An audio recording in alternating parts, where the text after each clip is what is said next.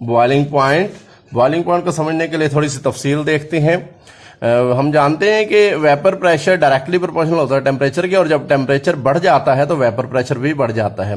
When liquid is heated, जब liquid को heat किया जाता है, the kinetic energy of molecule increase, तो लिक्विड के मॉलिक्यूल की एनर्जी बढ़ना शुरू हो जाती है।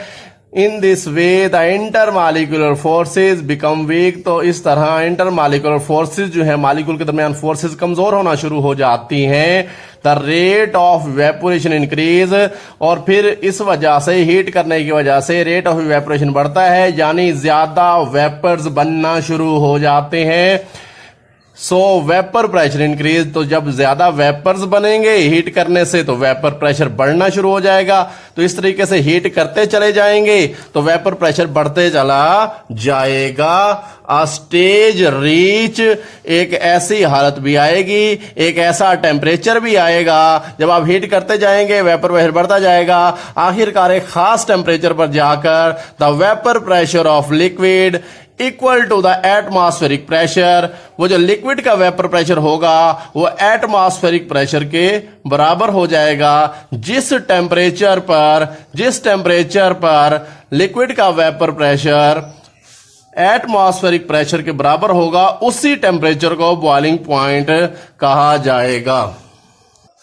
गौर करें, ये 0 डिग्री पर वाटर का वेपर प्रेशर 4.58 mmHg है, और हमें पता है कि टेम्परेचर के बढ़ाने से वेपर प्रेशर बढ़ जाता है। अब टेम्परेचर बढ़ते बढ़ते बढ़ते 100 हो गया, 100 सेल्सियस हो गया। 100 सेल्सियस पर वाटर का वेपर प्रेशर 760 mmHg हो गया, जो कि बराबर हो गया एटमॉस्फेरिक प्रेशर के। तो 100 डिग्री पर वाटर का वेपर प्रेशर एक्सटर्नल प्रेशर के बराबर हुआ, तो ये जो 100 डिग्री है ये वाटर का बॉइलिंग पॉइंट है, क्योंकि जिस टेम्परेचर पर लिक्विड का वेपर प्रेशर और एटमॉस्फेरिक प्रेशर बराबर हो जाते हैं उस टेम्परेचर को बॉइलिंग पॉइंट कहते हैं। अब डेफिनेशन देखते हैं। The temperature at which vapour pressure of liquid become equal to the external pressure, ऐसा टेम्परेचर जिस पर लिक्विड का वेपर प्रेशर एक्सटर्नल प्रेशर के बराबर हो जाए, उस टेम्परेचर को बॉइलिंग पॉइंट कहते हैं। बॉइलिंग पॉइंट को ग्राफ की मदद से समझने की कोशिश करते हैं। वेपर प्रेशर को mmHg में y एक्सिस पे लिया गया है, जबकि टेम्परेचर को सेल्सियस में x एक्सिस पर लिया गया है। At 0 Celsius the vapour pressure of liquids, diethyl ether का जो वेपर प्रेशर है वह 200 mmHg है।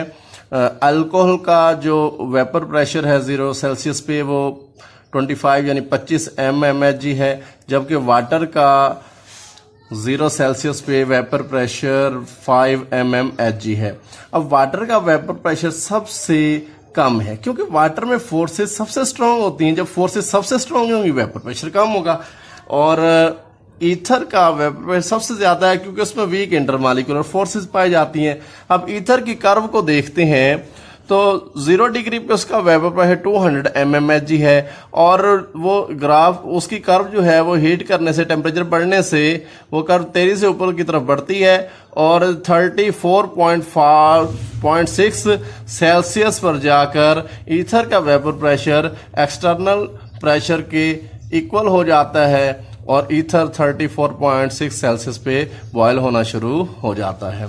अल्कोहल के केस में देखते हैं, इसका वेपर प्रेशर 25 mmHg होता है, और शुरू में गौर करें तो ये कर्व आहिस्ता से ऊपर जा रही है, टेम्परेचर बढ़ रहा है लेकिन वेपर प्रेशर आहिस्ता आहिस्ता बढ़ रहा है।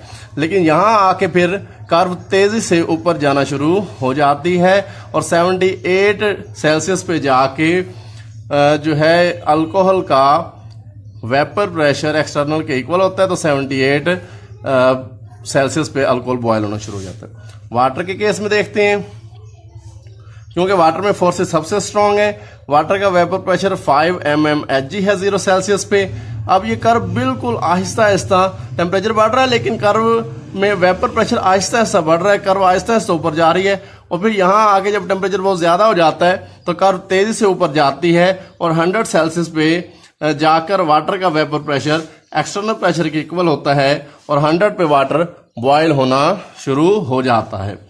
तो शुरू में कर्व इसलिए आहिस्ता आहिस्ता ऊपर जाती है क्योंकि शुरू में फोर्सेस स्ट्रांग होती है। जब यहाँ टेम्परेचर बहुत ज्यादा बढ़ जाता है तो फोर्सेस ऑलमोस्ट ब्रेक हो चुकी होती हैं, फिर कर्व तेजी से ऊपर जाती है, मॉलिक्यूल तेजी से वेपर बनते हैं और वेपर प्रेशर तेजी से बढ़ता है, इस वजह से कर्व तेजी से ऊपर जाती है।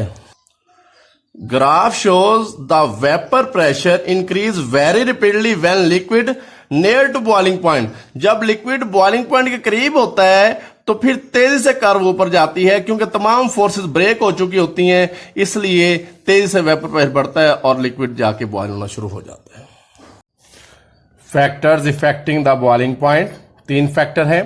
Nature of liquid, intermolecular forces, external pressure.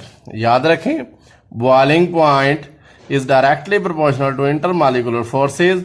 जब किसी लिक्विड की इंटरमॉलिक्यूलर फोर्सेस ज्यादा होंगी तो उसका बॉइलिंग पॉइंट भी ज्यादा होगा, और जब इंटरमॉलिक्यूलर फोर्सेस वीक होती हैं तो फिर बॉइलिंग पॉइंट कम होता है। नेचर ऑफ लिक्विड 2 तरह की है, एक पोलर लिक्विड है। जो पोलर लिक्विड होते हैं उनकी इंटरमॉलिक्यूलर फोर्सेस स्ट्रांग होती हैं, इसलिए उनका पोलर का बॉइलिंग पॉइंट ज्यादा होता है। और दूसरे लिक्विड होते हैं non polar liquid. Non polar liquid की फोर्सेस वीक होती हैं, इसलिए उनका बॉइलिंग पॉइंट कम होता है।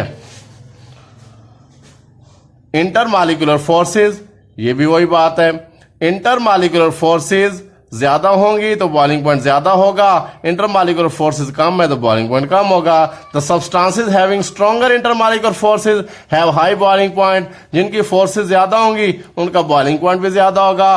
Because such liquids attain vapour pressure equal to external pressure at high temperature. यानी ऐसे लिक्विड का वेपर प्रेशर एक्सटर्नल प्रेशर के इक्वल होता तो है लेकिन हाई टेम्परेचर पर जाकर इक्वल होता है। तो जब लिक्विड में फोर्सेस ज्यादा होंगी तो उसका बॉइलिंग पॉइंट ज्यादा होगा।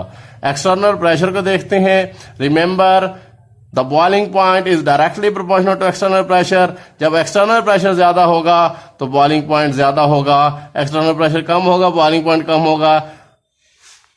Boiling point increase with increase of external pressure and vice versa. External pressure बढ़ाने से बॉइलिंग पॉइंट बढ़ जाएगा और एक्सटर्नल प्रेशर कम करने से बॉइलिंग पॉइंट कम हो जाएगा।